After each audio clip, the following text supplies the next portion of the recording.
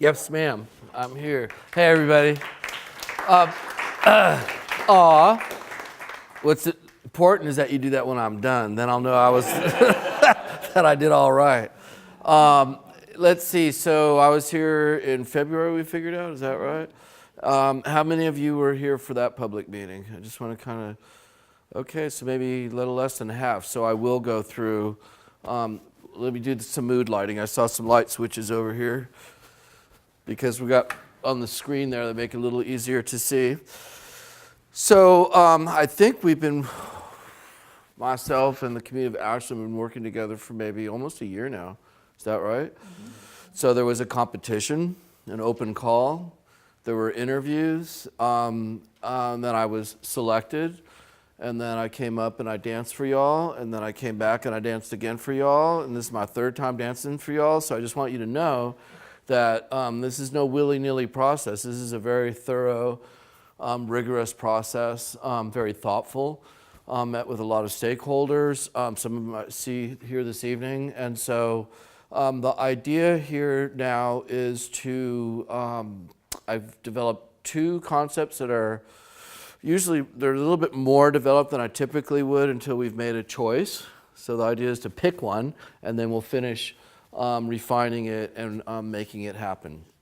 So let's see. So as Sandy asked, I was going to go through, at the risk of boring you, or boring myself, because I have to talk about myself so much. I don't know if you ever have to do that, but anyway. So first of all, I noticed that my staff didn't know if I was going to be here in July or August, so it says July, August. And so typically there should be the date on there, but that's my first demerit.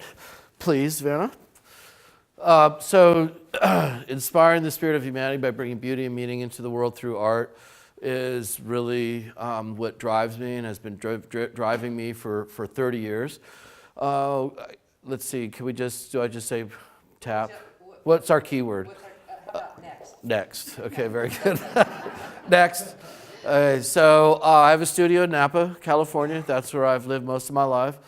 And this is our studio. And almost everything that I design as an artist is fabricated in that studio. And also we're responsible for for installation. And this project is no exception. What did we say our keyword was? Click. No. Next, okay. So I've been doing it for 30 years, maybe 75 public art awards that I've won, which means I probably have lost 300. So that's almost 400 concepts that I've developed over time. What else does it say up there? So I have a team. So the kind of work that I do, I don't know how one could do it without having a team. And so there's 12, 13 of us, I believe. There's artists and crafts people, digital and graphic design. You can't get anything done now anymore without the computer, which I don't really use except for emailing. Project management, super, super, super important, which we will find out soon enough when we go further down the road together. Glass, metal, wood, composite materials. So pretty much anything I can think up, my team has to figure out how to make it. All right, let's go. Keep forgetting our keyword, but next, okay.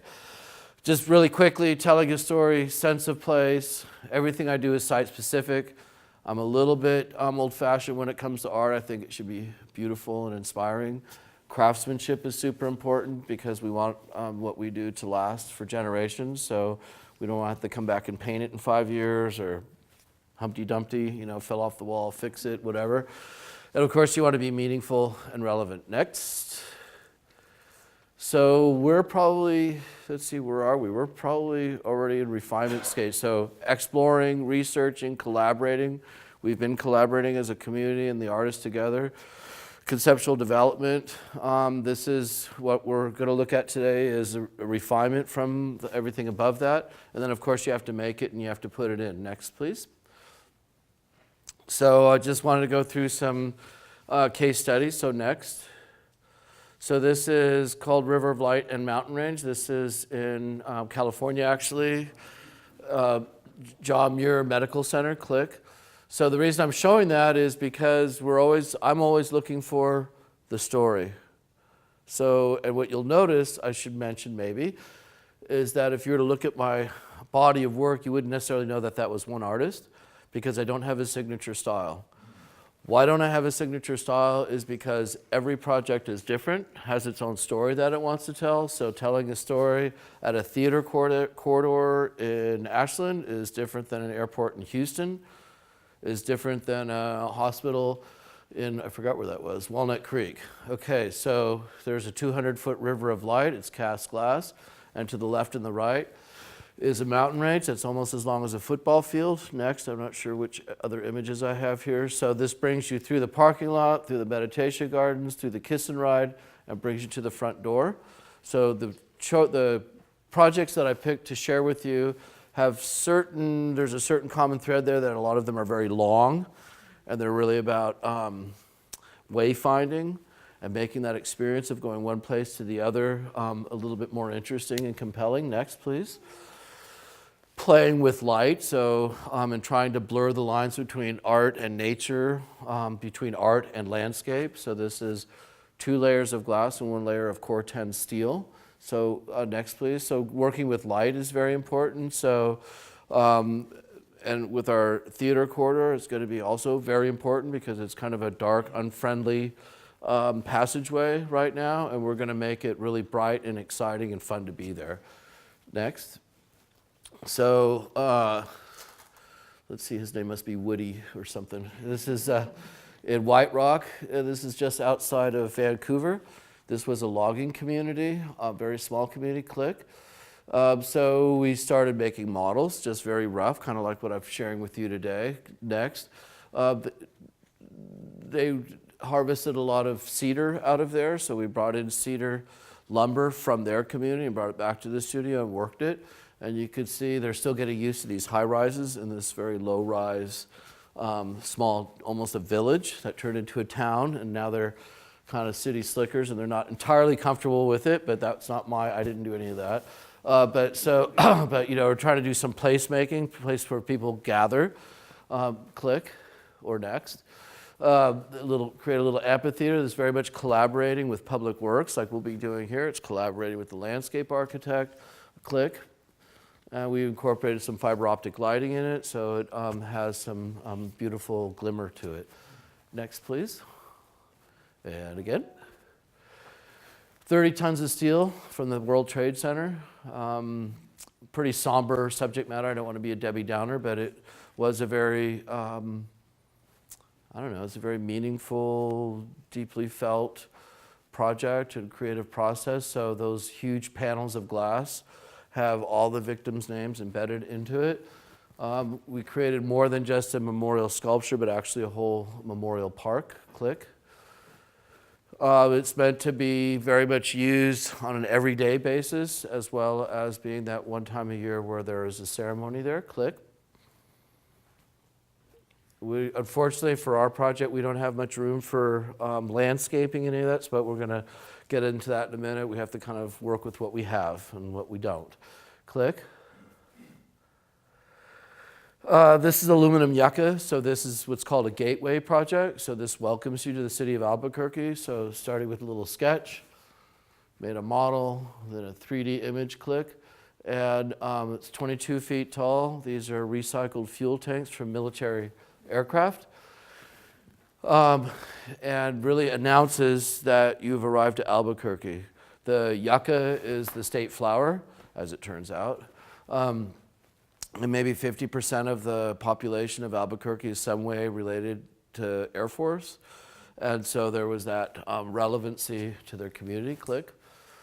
And what you could do with LED lighting, it's just so crazy these days, everybody knows about that, right? So you can program it to do all kinds of wonderful, crazy things. And so when you're coming in on I think it's the I-41, first you see the yucca, and you're coming around a bend, and for that 15 seconds that you see the yucca before you see the city of Albuquerque off in the distance, it gently goes from one color zone to another one and to another one. Click. Well, there's the freeway.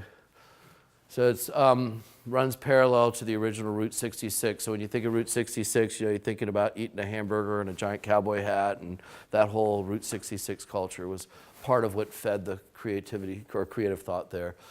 Track station, this is in click. This is a Also very long and very narrow. It was a fence and then became a fence that turned into a sculpture that went back to being a fence again, click. And it's very simple actually. And it's really playing with a lot of natural light, click. And so as you move by this, it's kind of like when you're driving through vineyards or orchards, where that geometry opens and closes, and so that's the dynamic that happens here, click. This is also very long and skinny, that's why I'm sharing this with you. So this is BioMarin taking microcosms of the things that they're studying in a microscope and blowing it up and making it into, I'm gonna call them macrocosms. And so this wall starts at maybe 2 feet, goes up to the front of the building and then click. Click again, please, and goes out the back and ends at about 8 feet in height. So also, again, very long and very narrow. Click, please. Yes, that is a self-portrait. So I'm not without that vanity that artists sometimes have. This project was really interesting, and I think part of the reason I'm sharing it with you is it was kind of similar, and it was a real puzzle to try to figure out what to do with this project. So they said, congratulations, Gordon, it's your project. And you can't put anything on the floor, you can't hang anything from the ceiling, and you can't put anything on the walls. But other than that, we're really looking forward to your proposal, right? And so, so your project's kind of hard like that. And we'll get into that in a minute. It's really kind of hard like that. And sometimes the harder the project is, almost the better, because it pushes your brain into corners where maybe you wouldn't have gone before, because if it's that obvious and that easy, well, what's the challenge in that? So this is called the High Wire Travelers. They didn't say anything about the ledges, and they didn't say anything about spanning the space, right? So all of them, click, I don't know how many I put in here. All of them have their bags. They're in baggage claim, get it? Okay, so high density foam, resin coated. That's my daughter, Erica. So I had to use characters. I needed 7 characters, and they wanted, it was interesting, they wanted to make sure that there was enough ethnic diversity, which I couldn't quite understand because they're all white. But my daughter's Mexican, or her mother is anyway, so that helped. And anyways, that's just an aside. This project was very controversial. This was supposed to go in front of a new hotel project in Napa. And there was just a big brouhaha, and what are we doing with a big orange hand downtown, and this and that. And so the developers, the hotel owners, which I've already worked with on a project in Manhattan, they said, Gordon, we just can't take all this heat. We're new to town. Let's do something different, which we did. We haven't installed it yet. But then we have this music festival called Bottle Rock now, that 45,000 people come to Napa over the course of 3 days. And those 3 entrepreneurs that do Bottle Rock called me up and asked me if they could have the hand, which I hadn't made yet. So I thought, well, it's kind of a way of flipping off all the haters and all the complainers. And so I said, yeah, I'll do that. And so I put it there, and they got jillions and jillions of hits on social media. There was so many selfies. One girl climbed up in there, and the security guard said, young lady, get off of that man's hand. And that got posted on Facebook and stuff. It was just, well, anyway. So guess what happened 2-3 weeks ago?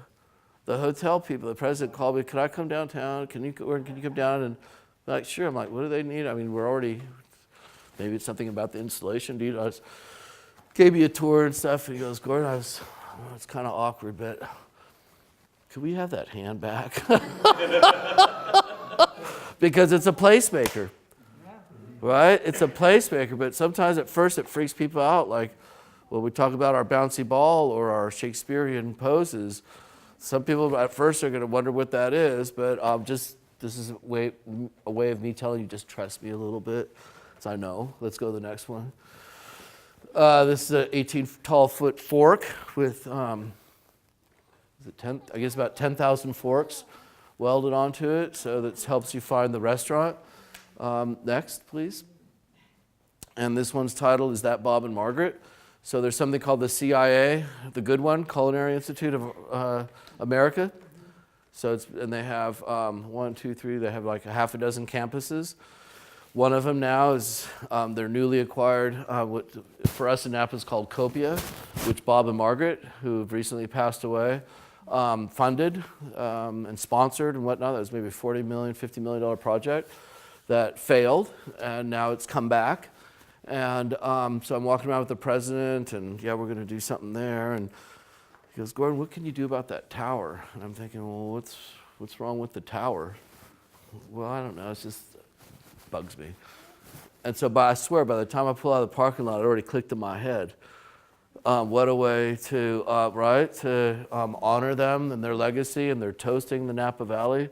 They're actually about 12 feet tall, but because that tower is 70 feet in the air, they feel like they're human size. So those are the things that you sometimes have to think about. So we're really excited about that.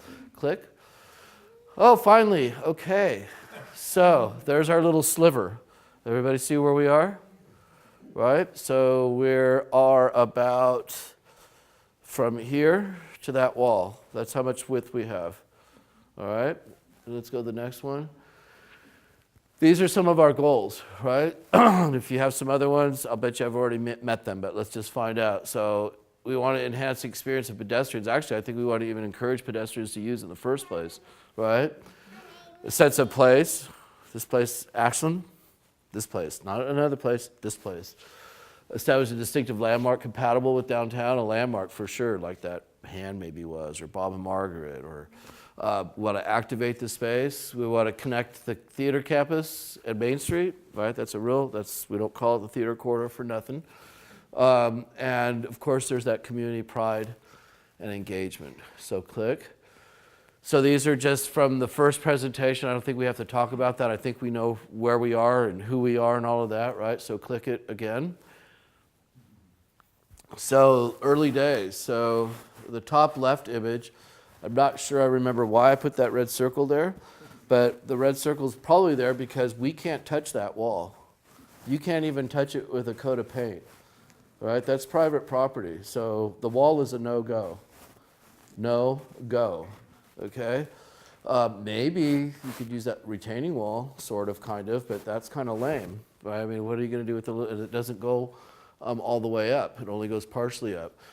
Then at some point where the other ovals are, those were potentially sculpture locations, but then we decided, well, I don't think we're not really meeting all those goals we just talked about, so let's go to the next one.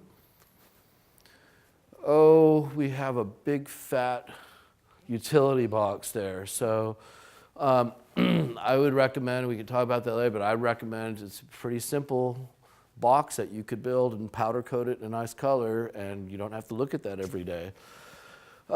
We have an awning that's, I'm going to say maybe somebody got carried away with how far it's going out there. I don't know what we were worried about, sunshine getting in that alley, or I don't know what, but it doesn't need to be that big, so I'm hopeful that we can shorten it a little bit. Let's go to the next one. There's some dimensions. How boring is that? Okay, go on.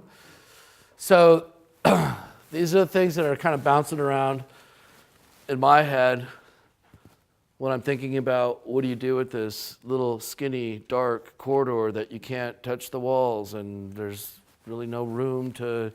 You can't hang anything either because then you would touch that wall. No touching the wall. Let's go to the next one. So I have two. One's based on, really all I did was Google Shakespearean poses because I've never done it. So I don't know. So I use those three shapes or those poses, and we'll turn the lights back on in a minute. But I made these. There's two different scale models here, mostly because this one here they're too little or I'm too clumsy, but basically what we're talking about is this is a person, and we'll come up here later just to get a sense of scale, so let's go to the next one. And what if we went out into my yard, not my backyard, I don't live like this, but the studio, we have that, and Sandy visited recently, a couple months ago, isn't that right? Right, in June, and it made more sense to Sandy, excuse me, after I explain what I meant with these little composites, these little clowny things I put together. But basically the idea is to go out and, oh, there's an auger. I think they're called augers, those, right? And then I have, that cutout steel, and then there's a piece of rusted something, and then I have some aluminum, and you start collaging together these very whimsical figures out of recycled materials in these Shakespearean poses. Could you go to the next one, please? So this is just for scale and size. They will not be that defined, which hopefully the other model there will help kind of make that connection. Go to the next one, please. So this is at the top of the stairs by the theaters. There's your utility box. So I've come down some stairs. The next platform, click, and then down by the Starbucks. Okay? Everybody with me? Okay, let's go. Just some other views.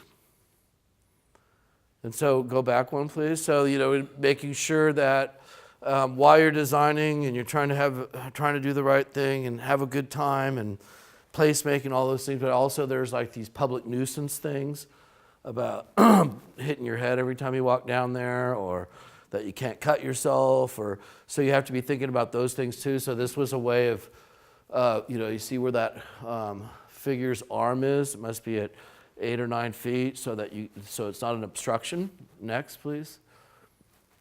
Next. Okay, so then the other one is a little more. Well, actually, they're both whimsy, but this one is really playing off of this whole journey going. I don't know, while I was here, I just thought, what if I had a tennis ball? And because, I'm a little immature for my age, and I threw a ball down there and just watched the trajectory of the ball going down the stairs. So next, please. So aluminum tubing, I think I brought a piece. Really thick walled, so it's super structurally sound. So it's rolled, it's called rolling. It goes through a machine that gets it the certain radius that you want it to have. Sanded, grinded, polished. So it starts at the top, boom, it lands, boom, it continues, boom, it lands one more time, and then there's a 5 foot or so translucent ball at the end, click. So the model here, well, it's been sitting in a box, so it's kind of got the sag going, but it actually would be much higher so that you can not get to it, bump your head, whatnot. Click, let's see what else I have in there. So on the underside of that trajectory of this aluminum is LED lighting that's recessed so that you can't see, so it lights the entire corridor all the way down, and then ends with the illuminated ball. Kaboom. Yes, ma'am. Click. So, and there you have it. I think there's the two. And that's, ta-da! Okay. So, what do we want to do now, Sandy?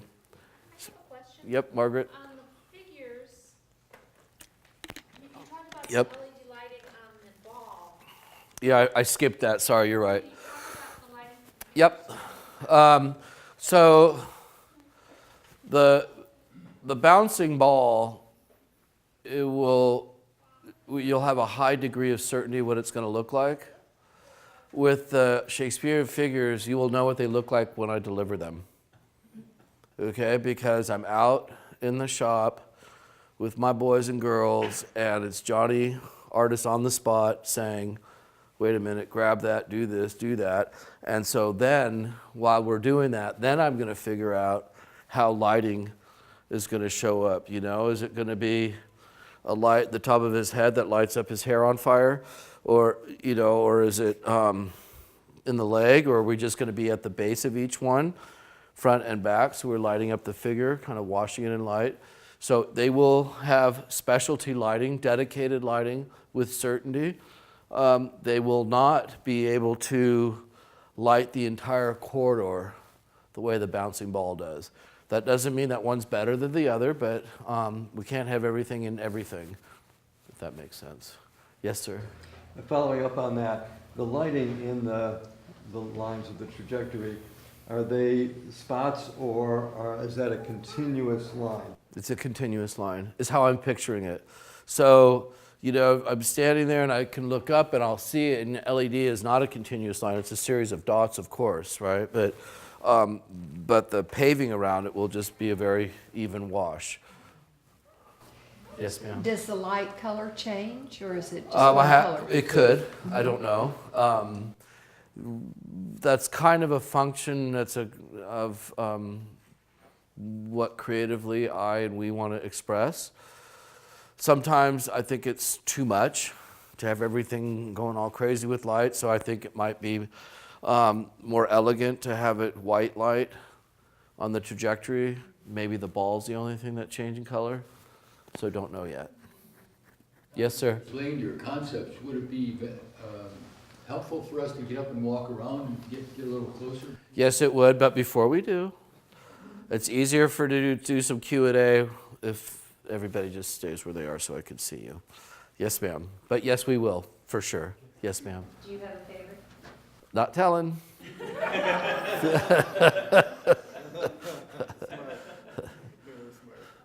I'm really actually, to be really candid, I'm not sure. I think they both offer so much. It's not clear to me, and this is where I need help from the community, how much that corridor is really used at night and how much lighting is a parameter, is a concern. Depending on that needle there, you know, this one again will do more to light the entire corridor. Well, to make a point, it may not be used much at night, but walking by on the sidewalk and seeing all that illumination could be very dramatic. Both of them will be, and if it's just a walk-by experience, both of them will do that, because I'll be able to look up there and, I don't know, do you want to click to that, to the last one maybe? Whoops. So both of them, you'll be able to look up and see some dramatic lighting. As far as the light, it would help if people went it really dark at night. It's lighter than we think. It isn't as dark as we think. There is light in there in different parts of it. So, you know, it would, Yeah, where that awning is, there's might be a light there. Starbucks is lit up, and then you get further up, and so there. It's not like you're going in a tunnel exactly, but yes, ma'am. Do we know what the duration of the light, like all night long or only until midnight? Or? We don't know, and it's not up to me. Yes, ma'am. In regards to the awning, is that a privately owned awning? And what are the logistics around having that awning changed? I think there might be someone here that could speak to that. It is privately owned, so we're looking into it. It's the Shakespeare Festival owns the building. So, these are successful if that awning was made out of concrete, it was never going away. It just bugs me a little bit, so I don't want to keep bringing it up, but it bugs me. Yes, sir. Did I say it bugs me? Yes, sir. Is it your intention on both schemes to have them centered the way you have them? The way my intention is kind of how they're laid out here, but they're not glued down, so there's room to play around. So could have somebody go out there and hold a broom. 3 people hold a broom. We actually had a similar exercise without brooms. I don't know if you guys remember, we were out there, I made you put your hands up. I should have put that in there. So, how close do you want to get to the sidewalk? I meant side to side looking up there, if you... I would probably center them. I probably would center them. Yes, sir? Without any preference, assuming we did go with the bouncing ball, I'm wondering if that ball might be developed in a way that has more character, as the characters in the other do, but not that kind of character, more ball-like character. Well, okay, so thought about that, and as soon as I paint a pattern on it, let's say, like, a kid's ball, then I'm kind of committed to that, and when I was younger, I had such a commitment issue, but it's a commitment that I don't really want to make. I like the idea better of playing around with the colors Do you know, and maybe there's a way that we can put a, I forgot what you call them now, like a filter on the LED light that will cast different patterns even. That's certainly a possibility, or that it rotates. Yes, sir? There's more of a risk of vandalism with the figures than with the bouncing ball. What makes you say that? Could do to them. They're welded, and you could, oh, that's the real stuff. That's steel, aluminum, and anything that is even remotely delicate would be further up. Well, they're delicate because they're made out of like paper and pipe cleaner and a glue stick, but I promise you they'll be better made than those. Yes, sir. How do you keep either concept from becoming overhead hazards, trip hazards, ADA hazards, problems with the blind? Well, I think that probably should be reviewed by Public Works, but I've just been doing this for so long. There's no ADA issues because I can get around it. I mean, both of them take up very small footprints. So accessibility was another one of those parameters. So I can't put something there that now blocks traffic or creates any kind of hazard. I designed for the, sometimes we design with the blind in mind, and for example, with the arches, to come up under the arch becomes like a head knock or a trip hazard, and I'm just wondering if there's a way to abate that. Not that I'm aware of. Because I really don't, well, first of all, I don't think there is, and you don't have a handrail down the middle right now either. So there's not very much for you to run into except maybe this small area around it, and putting a guardrail or something around that would kind of spoil the intent. Anybody else? Yes, sir. Well, I just want to say I like the fact that since the surroundings are so difficult and awkward and under other people's control, you just left them completely alone and found a way to feature something else which illuminates. Yeah, thank you. Yeah, I didn't really want to get into trying to talk the adjacent property owner into doing something, and so we just stick to the things that we control. Yes, ma'am. One of the things I like about some of your previous projects is the incorporation of landscape. And I get the issues here, but you're not thinking of any landscape elements at all? Nope. There's really first, that's not really part of my purview. It wasn't part of what I was asked to do. There's also the issue of money.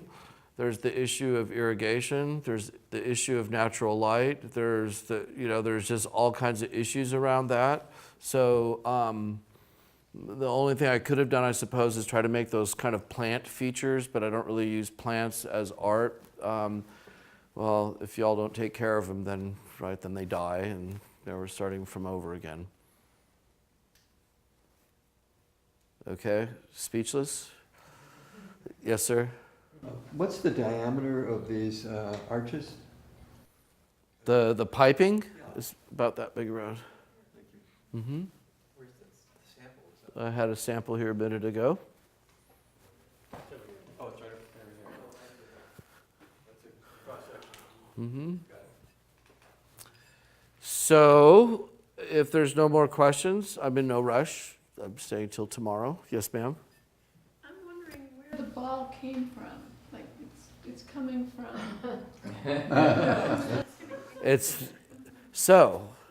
I believe that good art creates conversations. And you just got one going, right? So, like, where did it come from, right? So. The orange hand. Kaboom! Very nicely done. Thank you very much for that. So, Sandy, do you want to say anything, or do you want to invite people? I don't want to tell you what to do, but it's your meeting. Actually, I think it's time to come up and get up close and personal. I only have just one more question. As many as you want. I'm not in a hurry. Okay. Do you have any information about what kind of weight that the ball, okay, well, will the first end be attached anywhere, the upper end? No, Okay, and so would it be possible to obtain any kind of information on what, how strong that is, like what kind of weight that could? You bet. That will, as soon as we decide that that's the direction we're going, then that's when we go with the thickness of the walls. Structural engineer has to review it. How thick are the anchors where they land? That ball could be 100 pounds, it could be 300 pounds. What's the method of attachment? There's all those issues. So this is, we were supposed to be at schematic design is the phase that we call it. This is more highly developed than that. But it's not so far developed that we have all the answers to all the technical questions, but my team has reviewed these all in some depth and have a very high degree of confidence that they're both feasible.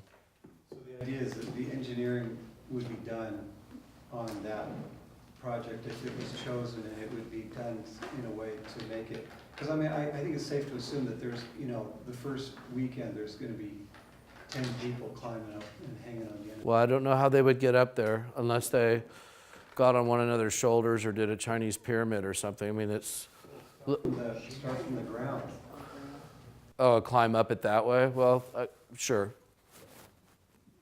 If we all think that is a public nuisance and it's a problem, then we shouldn't do it. I don't think really that's going to get that far. And even if you kind of locked it, you kind of were monkeying around, remember we called them monkey bars? Well, you can only hang off yourself for that long and then you're going to drop. And so that kind of pound force, whatever, that's going to be part of the engineer's calculations. And so, we'll figure 300 pounds pulling on there, it shouldn't move, for example. So I guess just a follow-up to that question is that if that design was selected, the engineering would be such that if someone did climb up, most likely, or absolutely the structure is sound? It would be, you have to calculate those things for like 3, 4, 5 times the worst case scenario. So now it's not a 300-pound person, it's a 1,000-pound gorilla. And so it can't move, right? Or it can't bend, or it can't kink. And that's where the wall thickness comes in, for example. So yes, thank you. And that diameter, it looks like it's not, you can't just put a hand around it. Oh, no. You'd have to have 2 hands, and that would limit somebody. Well, yeah, I mean, I think it's probably there's more fun things to do naughty in Ashland than do that. I don't know, try to skateboard down the stairs or something. I don't know, it doesn't sound that exciting. But yes. Yeah, my sons told me years later, we lived in Mill Valley, they grew up there. My sons told me years later that they rock climbed the facing on the movie theater in the middle of the night and got up on the roof. Yeah, I'm not even going to go into all the stories that growing up. They would never have done that in the daytime, right? Yeah, right. Nobody's going to do that right on Main Street. Yeah, well, all the lighting and stuff, and so it could happen. There's I mean, those are all things that I maybe would have done myself. Skateboarded down Twin Peaks in the middle of the night in San Francisco when I was a teenager. So you can't really, you try to design with as much of that in mind without it limiting your creative process and coming something that will be successful. Well, for the climbing matter, I mean, we're not even talking about people climbing on the figures. That would happen too. Well, sure, if you want to, but you could also climb up somebody's awning. You could climb up the side of Starbucks. I mean, I don't know. There's, I think probably what will happen is there will be selfies in front of it. That's what you want. Now you know that you're successful because you're engaging people. And this was their trip to Ashland. Yes, ma'am. I want to make sure, you did mention this, but could you be a little more clear, looking at the figures on the left, they seem to be edgy. They seem to be what? Edgy, have edges, and you said that you were going to make sure that there weren't things. They're more like these. They're out of found objects. No, I'm saying will the figure be rounded so that it doesn't cut someone? Well, it can't, yeah, no way that I'm putting something out there that you can hurt yourself on. It's just a no way. It's a no-go. We have to send Ann down to Napa what actually I make my staff do is they have to run their hand over everything that we've made, and if they cut themselves, then they're not done. It's not really the best way to do it, but.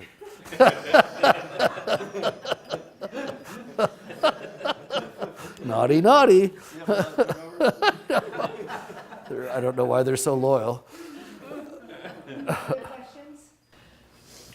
I'm going to suggest that maybe this side of the room should come up and cruise around it for a bit, and then. However y'all want to do it, I'll give stand this over side here. a chance. So, who was that troublemaker that asked about voting? Who was that troublemaker that asked about voting?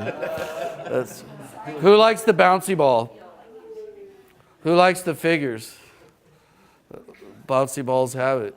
But you guys don't get to vote. We're just... So there it is. What was that? Did you say? I couldn't see. Was it 50-50? No, let's do it again. Bouncy balls. Let me just count. They're just for fun. 1, 2, 3, 4, 5, 6, 7, 8, 9, 10, 11. Ball? 12. Okay, who wants the figures? 1, 2, 3, 4, 5, 6, 7, 8, 9, 10. I want to speak for the figures. Can I make a comment? Yes, please. Oh, no, I'm not throwing you out. I'm here for you. Yes, sir. Okay, so, my thought is that the bouncing ball would really be neat when it's dark, but it's never dark. It's light all the time. In the summer, when all the tourists are here, it's light all the time until they get out of the theater, would be the only time that you would experience that as a light sculpture. Whereas the other piece would be interesting all the time, during the day, lots of selfies, and would also be lit so that coming out of the theater, there would also be a different kind of quality of experience. I think that's a great comment. And I love my babies just the same, so let me defend my babies. So I think that you're correct, that these are equally visually compelling night and day. This wasn't designed the bouncy ball was not designed as a light sculpture. It was just, I'm just using it as a vehicle to deliver light. My thought is that it's still very compelling visually. If I'm walking down the street and I look up there, or I'm at the other end, your brain immediately knows what you're talking about, and so it's fun to figure it out. But those are really good comments. Yes, sir. Sorry. For the figures. Okay. The minority speaks. Without wanting to step on Chris's toes, I just want to say that the idea of using, quote, Shakespearean is dangerous. But the idea of using theatrical is right on. So for me, the idea of having very theatrical figures at massive size is exciting. And it'll thrill people and they'll want to take selfies with it. Whereas this is abstract and dead. That's my attitude. Whoa, dead. Whoa. It's starting to feel like the British Parliament. Yeah, sir, you are done. Yeah, yes, ma'am. I was just wondering if you could speak to how they, the sense of what Ashland is, the sense of place, and how each one worked for you in that way. The theatrical figures do that more blatantly, more representationally, more bang bang, theatrical figures, not Shakespearean figures. The bouncing ball is more taking advantage, engaging a really difficult site, and says that Ashland's really creative and you're taking a sow's ear, making it into a silk purse, really. So that's my final answer. Yes, ma'am. My feeling is I wouldn't be disappointed with either one. Well, that's an endorsement. Thank you. Because they both, I really think you've made great decisions. Thank you. And, you know, one appeals to one group and another appeals to another group. But I think either one.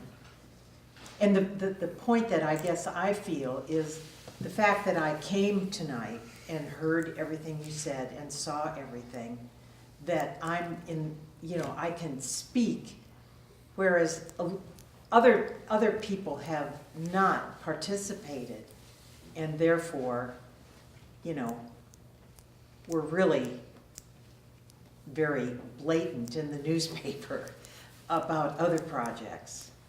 Yes, I've seen that many times before.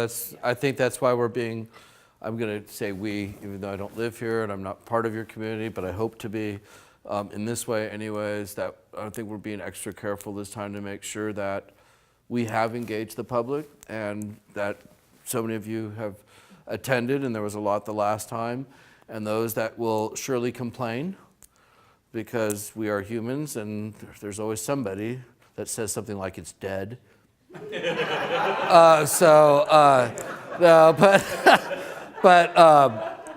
but they don't really have a right to complain because there's been a rigorous public process and outreach and all of that. So thank you for those comments, for sure. Yes, ma'am. Well, I just want to say, I would probably be okay with either one of them, and for sure, you're going to get, it's Ashland. Half the town is going to be hating whatever it is. But the whimsy and the simplicity and the playfulness of the bouncy ball is just, to me, so engaging. And I mean, Ashland is a lot more than just a theater. That's right. That's right. That's a good comment. So I just think, just talking, I mean, people will wonder about it, they'll look at it, they'll talk about it, they'll play with it, and I happen to love it, so. Thank you. You'll win this model when it's over. You're next, and then you back there. Oh, sorry. Yes, ma'am. I'm the bouncing ball in its defense, if it needs any, is the scale. I love the scale. It is not exactly abstract because we know exactly what it is. And what's going on, right? You can feel that trajectory. Right. It's playful, fun, and what happens next. And where they come from. But the figures, I mean, in all the percentages of public art, how many are figures? There's so many figures that show up in public art. And these would be very different figures because you made them, nobody else made them, and you have your way. So, you know, if they turned out to be the one, I would have to accept it, but I would be missing the ball. Damn it, I should have made one crummy one, right? Yes, ma'am, you're in the back. I want to say something beyond the playfulness of the bouncing ball. I think it's also elegant. Yes. And, you know, so that, I was going with the bouncy ball, and I was just thinking of what the future is for that site, because I do know the Shakespeare Festival is going to renovate the Starbucks at some point in the future and turn it into pieces of that whole campus. And so the elegance of the bouncing ball really appealed to me, but the flip side is that I love the idea of the reclaimed materials in the figures.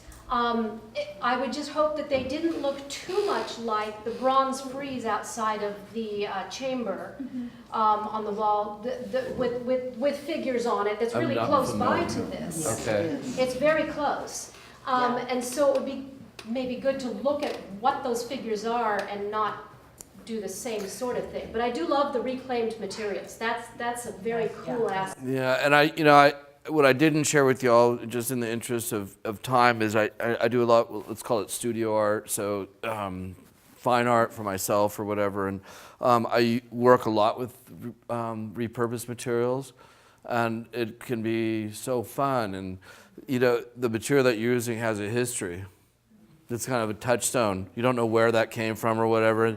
So there's all of that. I don't know about the figures that you're speaking about, but I've never seen them look like this before, right? And again, there's more risk. I don't know if that's quite the right word. There's more risk involved doing the figures, Because again, and I'll make sure we put that in the contract if we do the figures, they will not look like this. I don't know what they're going to look like.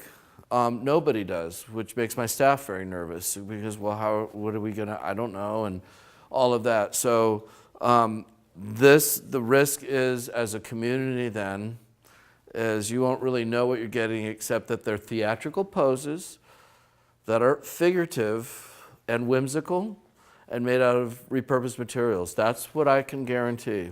After that, you just have to trust me. I think, 1 second, sir, did you have something? Or did you change your mind, or you forgot it? Okay, yes, sir. Figures, can I render a vote and you make them more human-like rather than whimsical? And Nope. Did you get that? First of all, I don't work like that. Well, yes, I do. I just showed you that airport, right? So either you go all the way, and they're really anatomically correct, and they're all of that, or you go that way. There's not really, I don't know how to do an in-between. I'm not sure that I would want to. So that's the first time, hopefully this evening, that I'm being non-cooperative. Okay. Anybody else? This is great. It's just great that it's generating so much discussion. Yes, sir? Well, as long as this seems to be the 2 cents edge or The peanut gallery. Right. So what I like, my kind of unconscious criteria for what makes me decide what I like or not about public art is that it has some kind of relevance as opposed to arbitrary quality. I really am opposed to arbitrary art, and what I like in what you've done, everything that we saw in both of these, is that they're relevant to the space. They do something, they relate to the space, connect the space, and have relevance to the town in multiple ways. And I think those are important criteria, and I feel real comfortable with either one. Which way did you vote, though, when we had our info? The ball. Okay. Yeah, the thing is, I mean, I think what you're saying about the figures is very important, and it would be great if they looked like that. They won't. Well, but I had to put that there for scale and color and texture, but I mean, I guess I could have taken pictures of these and tried to stick them in there, but that's still not right, right? Because we don't know what it's going to be. That's a pig in the poke. Pig in the poke. A lot of that going around DC these days.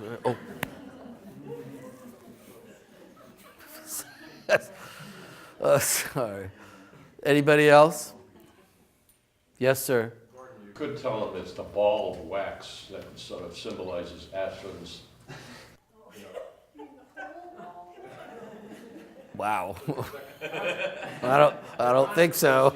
That we find at Ashland. I think that honestly, I don't.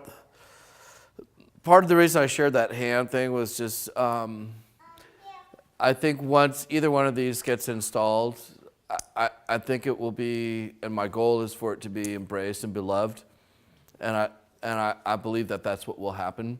So I'm not really that worried, and I don't want you all to be that worried about controversy. And I'm happy to come up here and defend you if you need me to. Well, I don't know about that. Well, at least at some stage, you know. But there will be somebody that says, "Well, what you spent? I don't even know I can't remember what the budget is, but 100 grand or 120 or somewhere that you spent on that. I could have done that." You'll hear that all the time. Well, why didn't you do it then? Why didn't you donate it while you're at it? You know. Right. Sure. Yes, ma'am. One of the things that Gordon didn't mention is that Gordon sits on the planning commission for the city of Napa and has been on the planning commission for 14 years or something. So is very accustomed to public process, public pushback, public engagement, and ultimately the decision is made and something moves forward. And then the noise goes down.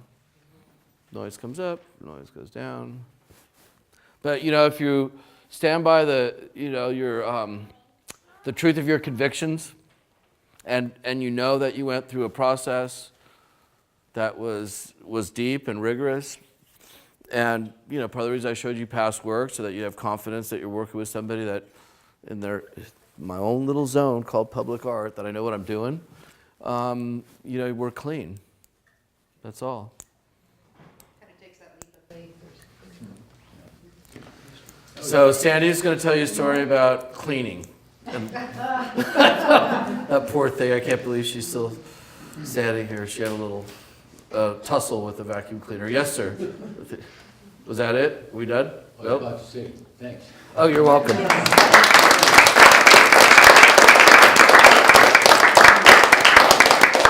Awesome. Thank you. Thank you all for coming. It's fun. Thank you.